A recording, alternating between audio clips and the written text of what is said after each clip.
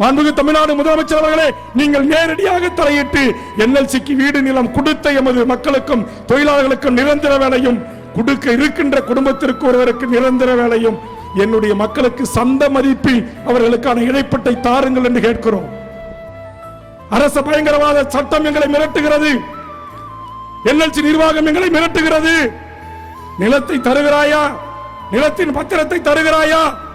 இல்லை, நாங்கள் சிஎஸ்எஃப்பையும் காவல்துறையும் பயன்படுத்தி நிலத்தை அளக்க வரட்டுமா என்று மிரட்டுகிறார்கள். பரந்தூர் விமான நிலைய விரிவாக்கத்திற்கு ஒன்றிய அரசு இன்றைக்கு செங்கல்பட்டு காஞ்சிபுரம் மாவட்டத்தை ஒட்டிய மிக அற்புதமான 6000 ஏக்கர் வீடு கட்டி குருவிகள் போல் வாழ்கிறோம். குருவி கூடு கட்டுவதற்கு எவ்வளவு கடினமானது எண்ணி பாருங்கள்.